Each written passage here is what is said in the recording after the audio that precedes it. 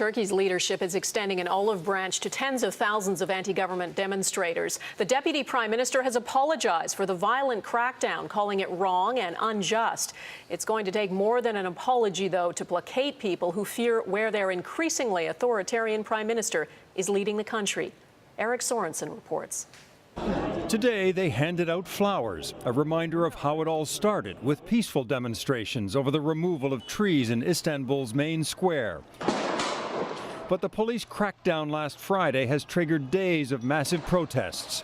Images of a woman in a red dress being pepper sprayed have come to symbolize for Turks the heavy-handed response in a country that's supposed to be a model of democracy in the Muslim world.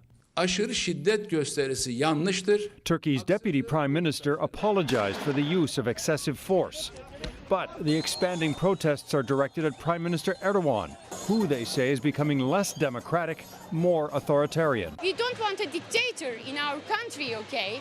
We want to live in freedom. That is what we want in our country. The response from Erdogan was to leave the country and visit Morocco, where he downplayed the demonstrations. Ben de çok teşekkür ediyorum. The protests aren't about trees, he says. Rather, some are not happy about election results. The protests have exposed what some now see as media bias that supports the government and ignores the demonstrations. They put penguins on the air, says this protester. They're not showing what's happening around us. There's almost no editorial independence in conglomerate media.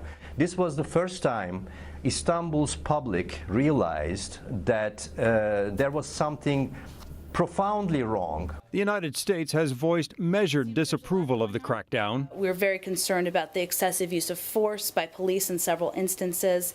Turkey is a NATO ally, so Western countries are treading cautiously. They want to align themselves with democratic freedoms, but do not want to undermine a pro-Western regime in a part of the world that's already extremely unstable. Eric Sorensen, Global News, Washington.